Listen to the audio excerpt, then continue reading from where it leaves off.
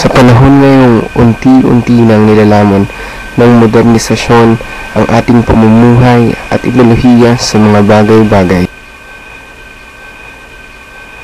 marami pa rin sa atin ang naniniwala sa mitolohiyang Pilipino na pinag-uugatan ng kung ano-anong kababalaghan.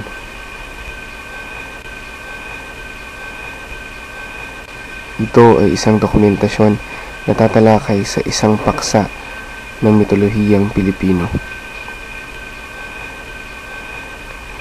ang kulam.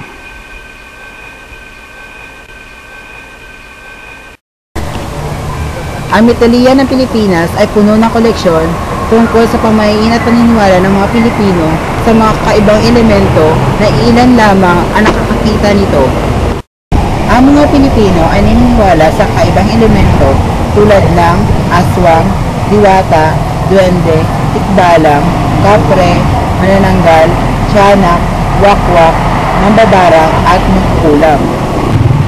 Ang kulam ay bersyong Pilipino ng witchcraft na ang taong nagsasagawa nito ay tinatawag na mangkukulam. Pinaniniwalaan na ang mangkukulam ay gumagamit ng kandila, halaman at manika. Ang manikang ito ay karaniwang gawa sa tela kung saan inilalagay ito sa kahoy na kahon kasama ng isang string na sumisimbolo sa kapangyarihan ng mangkukulam sa kanyang kukulamin. Sa pagkakataong nais na mangkukulam na manakit, kukuha lamang ito ng hibla ng buhok sa taong kanyang bibiktimahin, kung saan itatali ito sa manikang kanyang ginagamit at bibigkasan ng orasyon. Ang orasyon ay karaniwang nasa salitang Latin at makikita sa kanilang libro. Ano man ang gawin ng mangkukulam sa manika ay siya ring mararamdaman ng kanyang biktima.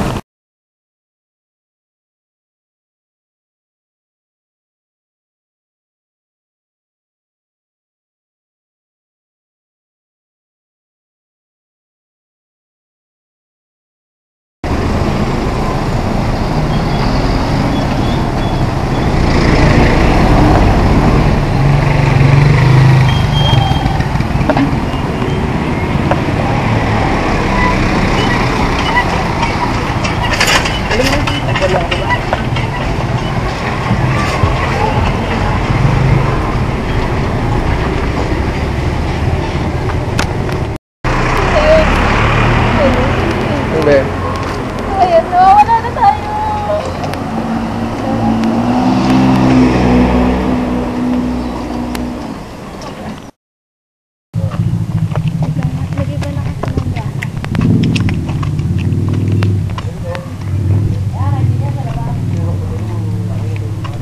Nakatawas.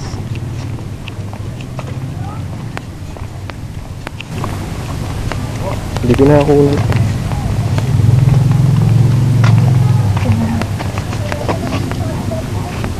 Sasabihin natin. Tao po.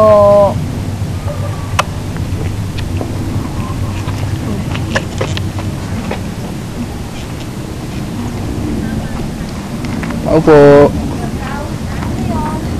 Nandiyan po ba yung nag-albularyo daw po yung nagtatawas?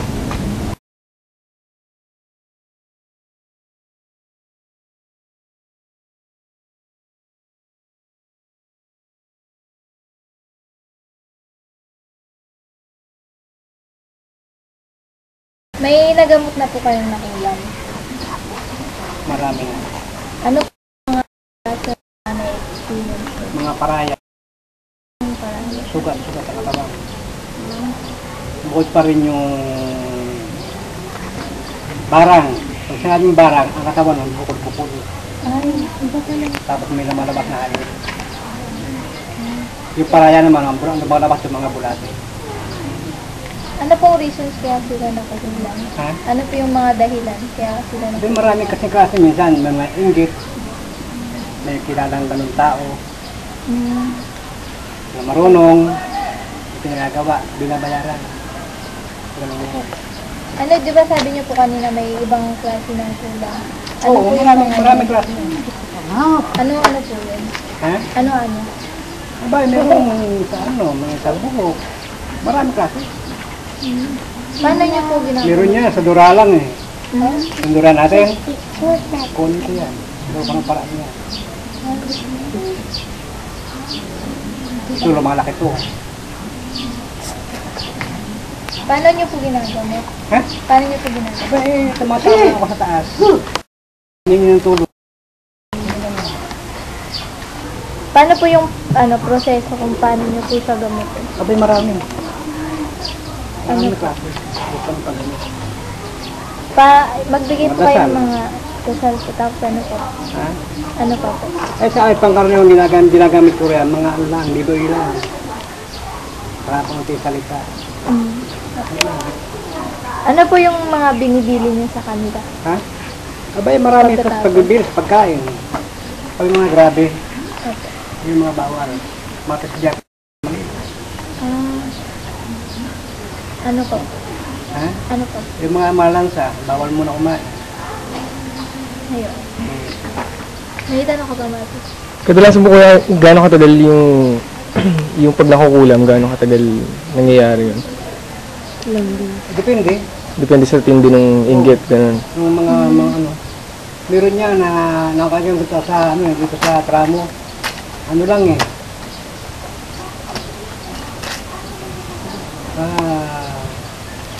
Taling ko lang. Patay yung tao. Ay, Yung mga kaso po Ay, hindi naman iniwala sa akin. Sinabihan ko na. Sabi ko, bumalik ka sa ganitong araw. Hindi bumalik. Ano magawa? Paano nalalaman na dito kayo sa Jain? Mga nire-reto-reto lang din po. Oo. Mga bali-balita. Sa Yung- paligid dyan, sa paligid natin sa pote, marami na akong super yan. Yung hindi niyo pong encounter na biktima ng kulam, anong Ayun, sa ano? Sa Pangasinan. ang gasin? Yun talaga ang matindi. Lumayo pa dito. Ito, lahat ito, kalahati ito. Ulam lahat yan. ano pong ginawa? Ha? Ano pong ginawa? Paraya kung tawagin yung paraya. Kaya yung mga picture-picture nyo, mag-ingat kayo. Mayroong taong masama isip. Sa litrato lang po, pwede nang Ikato lang. Paano po makakaiwas sa mga ganun? Abay, ingat. tsaka pakikisama, alam ko. Tama. Minsan, paisama, hindi rin maganda. Ah, Mabait ka na nga. Dadalihin ka pa. Sabi ko sa inyo. Trader talaga. So, yung pinipili yung lugar, no? Mga kahit probinsya o kahit dito sa atin. Dito sa atin marami. Marami rito. Hindi ko lang ikinakanta. At ayaw ko naman na mga pasamang tao. Okay. Pero sinasabihan ko lang, huwag mo nga gawin sa akin. Sa ibang lugar pwede ka. Ganun. Ngayon, pag talagang hindi na masupil, ay ginagawa ko paraan. Para tumigil. Pero nalalaman po ba yung nagkukulam na yung mga parang napapanood ko dati yung kuya nakulam tapos yung biktima pumunta sa albularyo o Oh, alam. tapos nalalaman nila. Alam. Oo, ganun. Tapos meron pa silang ginagawang mga pangontra doon para hindi mawala. Meron pa. Ano po bang ginagamit nila doon pag kukulam? Black, parang mga sa demonyo na. Bay, marami kasing klase yan. Meron sa hayop lang ginagawa. May alaga silang hayop. Ay, gusto ko mag-alaga nga eh. Ay, ayaw naman ito. Pero meron ko isang alam. Isa lang yun, pero ginagamit ko lang yun kung talagang kahiyaan na. Segundo lang sa akin, patay ang tao. Hindi ka man gumagawa eh. So, marunong rin po kayo? Ha? Marunong rin po kayo? Marunong ako. Sa bagay, Pero ginagamit na sa kalukuhan. Oo. Yun ang bilin-bilin sa akin. Huwag mong gagamitin kung talagang hindi kailangan. Kung talagang ato ka na, gamitin mo. Kasi baligtaran lang yun eh. Ano lang yan. So may na-encounter na po kayo na nagkaroon ng alitan o ano, sa mga loob sa yung iba sa... Uy, marami. Sa mga alitan, napakarami. Kaya pangaralan ko lang. Kaya muna, basta importante gumaling ka. Oo. Yun ang sa. Yung sa pagkatapos po, nakikita po ba talaga dun yung kung sinong kumulang? May depende rin sa kapangyarihan kasi. Yun talagang blanco, wala kang makita. Hindi mo makita. Kasi palakasan yun. Pag medyo mahina ka, di mo makita. Kontrahan talaga. Pero may na-encounter na kayo na hindi niya talaga kinaya. Meron din. Taga dito lang din. Oo. Okay. Kaya sa pote. Malakas talaga. Lakas din. Yung sa bandang huli, talo rin. Tiyagaan lang yan eh. Pag hindi ka magtiyaga, wala. Ano, bali po sa ano po siya, paano niyo po siya natutunan? Paano po? Yung mahaba kasing kwento, pagka sinabi ko sa inyo, baka abon tayo, kinabukasan pa.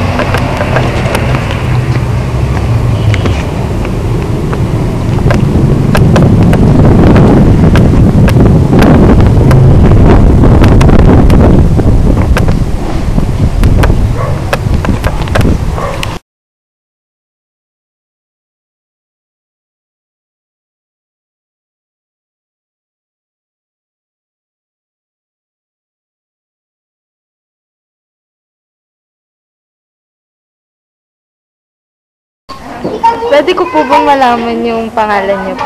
Ako si Pastor Zaldi Caniega, pastor ng Buhay na Tubig Christian Church. Naniniwala po ba kayo sa mga sinasabi po nilang engkanto po or maligno po? Gusto ko nga i-clarify yung salitang engkanto at maligno.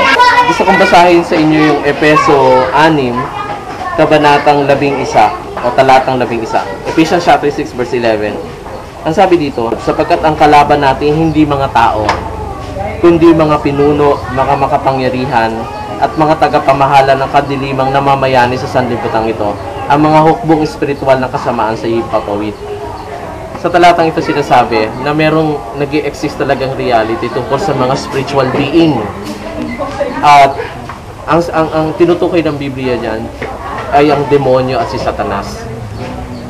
Kung may engkanto man tayong nakikita, maligno man o anumang nilalang yan, iisa pa rin ang itsura at mukha niyan. Ito ay galing kay Satanas at ito ay mga masasamang espiritu.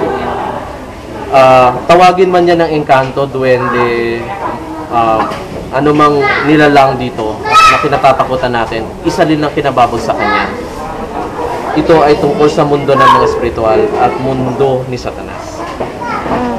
May experience na po ba kayo na encounter po? Tulad po nung nasapian daw po, mga ganun. Marami ng pagkakataon, totoo, tungkol sa nasasapian. Dahil marami din mga pagkakataon sa Biblia na may mga sinapian. Dahil nga, nakikipaglaban daw tayo sa kapangyarihan at spiritual sa daigdig na to. Ito ay, inuulit ko, ito ay mundo ni Satanas at ang kanyang masasamang espiritu. May bibigay po ba kayong paraan po para maiwasan po yung mga sinasabi po nilang masapian po? Napakagandang tanong. In fact, meron. Sabi ng Bible sa Santiago, sabi sa mga talatang ito, sa Santiago, resist the devil and he will flee from you. Kailangan nating lumayo sa demonyo at hindi gawin ang kanyang mga nais at siya'y lalayo sa atin. At isa pang paraan ay dahil si Jesucristo ay nagtagumpay na laban sa kanila dahil sa kanyang kamatayan at muling pagkabuhay, ginapi niya ang mundo ng kadiliman at dahil daw sa ngalan ni Jesucristo, sila'y talunan na. Yun lang po. Maraming salamat. Thank you po. Salamat. Kung man o hindi, dapat pa rin tayo mag-ingat dahil hindi natin alam kung anong kaya nilang gawin. At patuloy tayo magdasal at manampalataya upang tayo magabayan ng ating Diyos na buhay. Ako po si Sheriff Steve Ringdon At ako po si Percy Andros, ito ang ating dokumentaryo tungkol sa kulang.